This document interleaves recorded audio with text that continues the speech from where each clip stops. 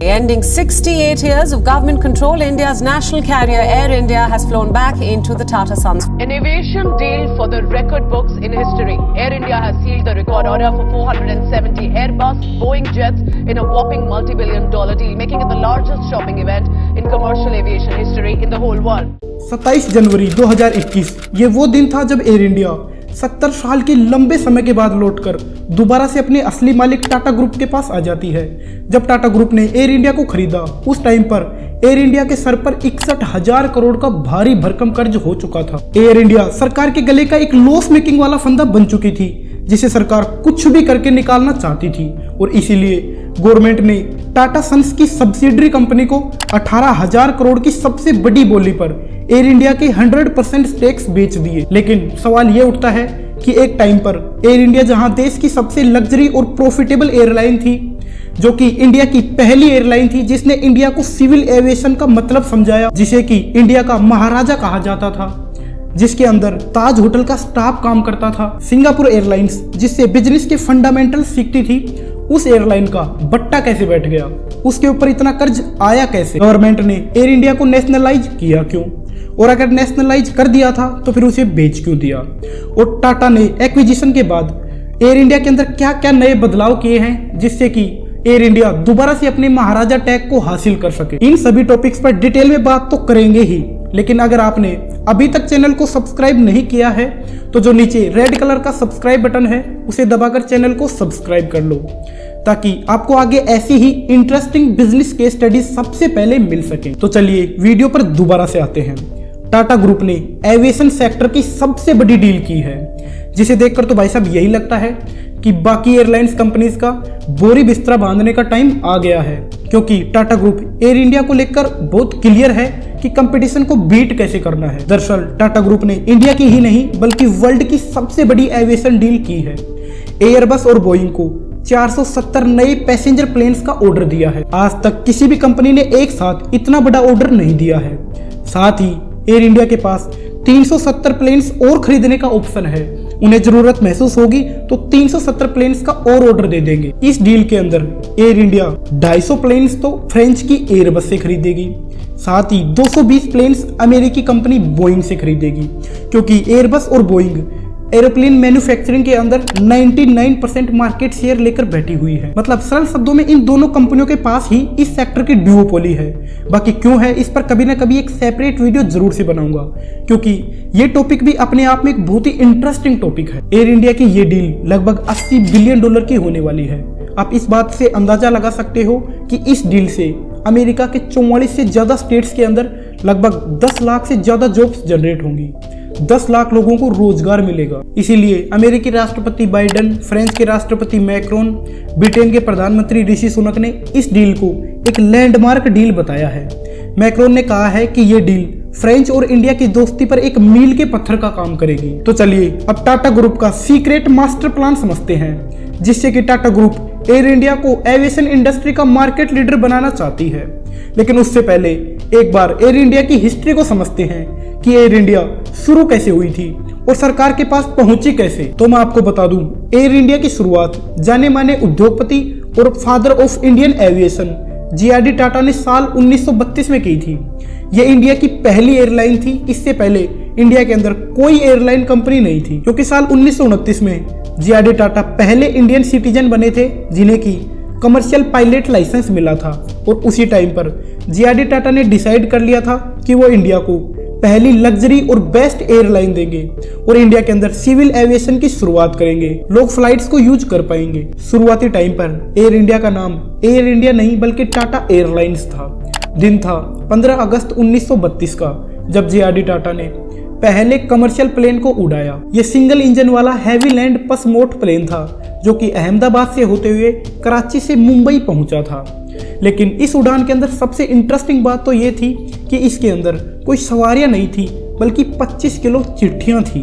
जी हाँ, पहले commercial flight का यूज चिट्ठियां ले जाने के लिए हुआ था। टाटा एयरलाइंस के लिए 1933 पहला बिजनेस ईयर रहा, क्योंकि इस साल टाटा एयरलाइंस ने 155 पैसेंजर्स और लगभग 11 टन डाक चिट्ठियों को ढोया था। अब टाटा एयरलाइंस डेली बेसिस पर चिट्ठियों को ट्रांसपोर्ट करने लगी थी। हर एक चिट्ठी पर एयरलाइन को लगभग 4 आने मिलते थे। इसी के साथ टाटा एयरलाइंस सिविल एविएशन की तरफ भी बढ़ने लगी। लोग हवाई जहाज का यूज करने लगे थे, लेकिन द्वितीय विश्व युद्ध से सभी एयरलाइंस का बिजनेस इफेक्ट होने लगा। तो जाहिर सी बात है टाटा एयरलाइंस भी इससे कैसे ही बच पाती, क्योंकि इंटरनेशनल और कमर्शियल फ्लाइट्स बंद थी, लोग फ्लाइट्स का यूज कर नहीं रहे थे, इंटरनल डाक पोस्ट का काम ठप था। लेकिन फिर से 1947 से भारत के अंदर सामान्य हवाई उड़ानें शुरू हो जाती हैं, टाटा एयरलाइंस ट्रैक पर आ जाती है और इसी के साथ टाटा एयरलाइंस का नाम बदलकर एयर इंडिया कर दिया जाता है, क्योंकि टाटा एयरलाइंस अब इंटरनेशनल फ्लाइट्स भी खूब भरने लगी थी। और उसी साल टाटा एयरलाइंस को एक प्राइवेट लिस्टेड कंपनी बना दिया गया। यहाँ तक तो सब कुछ ठीक ठाक चल रहा था, लेकिन 1953 के अंदर एयर इंडिया के लिए एक बहुत ही बड़ा टर्निंग पॉइंट आता है, क्योंकि आज़ादी के बाद इंडियन गवर्नमेंट को नेशनल एयरलाइन की ज़रूरत महसूस होती है और इंडियन गवर्नमेंट ने सोचा कि एयर इंडिया तो अच्छी खासी चली रही है, तो क्यों ना इसे नेशनलाइज किया जाए। और इसी कारण इंडियन गवर्नमेंट ने 1953 में एयर कॉरपोरेशन एक्ट पास किया और सभी एयरलाइंस को नेशनलाइज कर दिया। सरकार के इस फैसले से एयर इंडिया सरकारी खाते में चली गई और पूरी तरह से सरकारी कंपनी बन गई। लेकिन सरकार के इस फैसले से जे.आर.डी. टाटा बहुत नाराज थे, उन्हें सरकार का ये फैसला बिल्कुल भी पसंद नहीं आया। इसीलिए जे.आर.डी. टाटा ने उस टाइम के प्रधानमंत्री जवाहरलाल नेहरू को समझाया कि गवर्नमेंट को जिस सेक्टर की नॉलेज नहीं है उसमें पैर नहीं फंसाना चाहिए। लेकिन इस बात के आते ही नेहरू जे.आर.डी. से मुंह मोड़ लेते थे। ऐसा मैं नहीं कह रहा हूँ, बल्कि खुद जे.आर.डी. टाटा ने एक इंटरव्यू में बताया है। Was that when I started, we sat fairly near each other, and there was a window not too far. The moment I began something like that, he turned around and looked out of the window, and I got the message. Air India के nationalise होने के बाद भी 1978 तक JRD. Tata air India के chairman रहे और उनके चेयरमैनशिप में कंपनी ने कई ऊंचाइयों को छुआ, क्योंकि जे.आर.डी. इस बात से हमेशा परेशान थे कि उन्होंने एयर इंडिया के जो हाई लेवल स्टैंडर्ड्स बनाए हैं, साथ ही टाटा ग्रुप की जो लेगेसी रही है, एयर इंडिया उससे बाहर ना निकल जाए। लेकिन यही हुआ। 1978 में बॉम्बे में बोइंग 747 प्लेन का क्रैश हो जाता है, जिसमें कि क्रू और पैसेंजर्स को मिलाकर 213 लोगों की जानें जाती है। इसीलिए उस टाइम के प्रधानमंत्री मोरारजी देसाई की गवर्नमेंट ने जे.आर.डी. टाटा को एयर इंडिया और इंडियन एयरलाइंस की पोस्ट से हटा दिया। अब ये बात तो हो गई कि एयर इंडिया सरकारी खाते में गई कैसे, लेकिन अब बात करते हैं कि एयर इंडिया पर इतना कर्ज आया कैसे। प्रॉफिटेबल एयर इंडिया देश की सबसे बड़ी सरकारी लायबिलिटी कैसे बन गई। Minister of civil aviation Jyotiraditya Scindia के अनुसार टाटा के एयर इंडिया को खरीदने से पहले एयर इंडिया को डेली 20 करोड़ का नुकसान हो रहा था, जिसमें कि जनता के टैक्स पेइंग का पैसा लग रहा था। इसका सबसे बड़ा रीजन तो यही है कि एयर इंडिया के नेशनलाइज होने से एम्प्लॉइज उस प्रोडक्टिविटी के हिसाब से काम ही नहीं कर रहे हैं। जहां पहले एयर इंडिया अपनी हॉस्पिटैलिटी साथ ही कंज्यूमर एक्सपीरियंस के लिए जानी जाती थी, अब एयर इंडिया का कंज्यूमर एक्सपीरियंस और हॉस्पिटैलिटी सर्विस पहले जितनी अच्छी है ही नहीं। इसी कारण टाटा ग्रुप ने एक्विजिशन के बाद सबसे पहले यूजर एक्सपीरियंस और एम्प्लॉय प्रोडक्टिविटी पर फोकस किया है। दूसरा, एविएशन सेक्टर जैसे लो मार्जिन वाले बिजनेस के अंदर जरूरत होती है लॉन्ग विजन, एम्प्लॉय मैनेजमेंट और लीडरशिप की, लेकिन नेशनलाइज एयर इंडिया के पास ये चीजें तो कभी थी ही नहीं। तीसरा, एयर इंडिया पहले ज्यादा नहीं लेकिन थोड़े बहुत प्रॉफिट के अंदर तो हमेशा रहती थी, लेकिन 2003 के अंदर पहली बजट एयरलाइन डेक्कन लॉन्च हुई। साथ ही 2006 तक Kingfisher airlines, spice jet, Paramount airlines, Go Air, Indigo जैसी कई कंपनियों ने अपनी उड़ानें शुरू कर दी, जिससे सभी एयरलाइन कंपनीज को जमकर कंपटीशन मिलने लगा।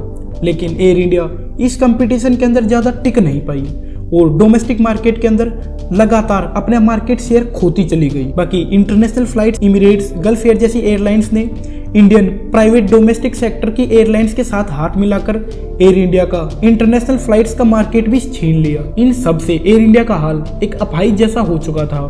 एयर इंडिया चल तो रही थी, लेकिन ये नहीं पता था कि कैसे चल रही थी। साथ ही नई डोमेस्टिक कंपनीज के पास नैरो बॉडी वाले नए प्लेन्स थे, जिनके अंदर फ्यूल की खपत भी कम होती थी, साथ ही सर्विसिंग कॉस्ट भी कम आती थी। जबकि एयर इंडिया के सभी प्लेन्स पुराने हो चुके थे, जिनमें फ्यूल की खपत भी ज्यादा आती थी, साथ ही उनकी सर्विसिंग कॉस्ट भी बहुत ज्यादा थी। इससे लगातार एयर इंडिया नुकसान की खाई में जाती रही। इसी कारण इंडिगो जैसी नई कंपनी ने एयर इंडिया से मार्केट शेयर छीनकर 58% मार्केट शेयर के साथ इंडिया की मार्केट लीडर बन गई। बात करें टाटा ग्रुप ने एयर इंडिया को खरीदकर एयर इंडिया के अंदर क्या क्या नए बदलाव किए हैं, तो सबसे पहले एयर इंडिया के स्टैंडर्ड्स को सुधारा है, साथ ही कंज्यूमर एक्सपीरियंस को भी काफी इंप्रूव किया है। दूसरा, 470 नए प्लेन्स का ऑर्डर दिया है, क्योंकि इससे पहले एयर इंडिया ने 2005 में 111 नए प्लेन्स खरीदे थे।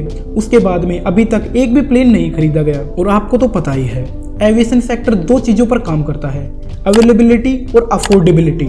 एक तो आपके प्लेन्स ज्यादा से ज्यादा लोकेशंस को कवर करें, साथ ही आपके प्लेन्स अफोर्डेबल हों, जिससे कि ज्यादा से ज्यादा लोग एयर सर्विस को यूज कर पाएं। टाटा की 470 प्लेन्स की इस डील के अंदर 210 प्लेन्स नैरो बॉडी वाले हैं, जिससे कि टाटा ग्रुप डोमेस्टिक मार्केट के अंदर ज्यादा से ज्यादा रूट्स को कवर कर पाएगा। दूसरा, ये सभी प्लेन्स नई टेक्नोलॉजी पर बने हैं, तो ये फ्यूल भी कम पीते हैं। लगभग इन एयरक्राफ्ट्स का फ्यूल कंजप्शन पुराने एयरक्राफ्ट्स के मुकाबले 15% तक कम है। सर्विसिंग कॉस्ट भी कम है, जिससे कि एयर इंडिया के टिकट प्राइसेस और कम किए जा सकते हैं, क्योंकि ट्रेन की फर्स्ट एसी के टिकट और प्लेन के टिकट में कोई ज्यादा बड़ा अंतर नहीं है। बाकी जैसे जैसे इंडियंस की बाइंग और स्पेंडिंग कैपेसिटी बढ़ेगी, लोग ट्रेन से एयरप्लेन्स पर शिफ्ट होने लगेंगे। तो इससे टाटा का मास्टर प्लान तो यही है कि टिकट के प्राइसेस कम से कम किए जाएं, ताकि ज्यादा से ज्यादा लोग एयर इंडिया के अंदर ट्रेवल करें। बाकी इस एविएशन डील से इंडिया के अंदर जॉब्स भी बहुत ज्यादा जनरेट होंगी, क्योंकि इन नए प्लेन्स के लिए क्रू मेंबर, पायलट, सिक्योरिटी, इन सभी की नीड जनरेट होगी। तो आप नीचे कमेंट करके बताइए कि टाटा ग्रुप इस एविएशन डील से क्या एयर इंडिया को दोबारा से अपना महाराजा टैग दिला पाएगा। मैं मिलता हूँ आपसे जल्द ही किसी नए वीडियो में, तब तक के लिए टाटा।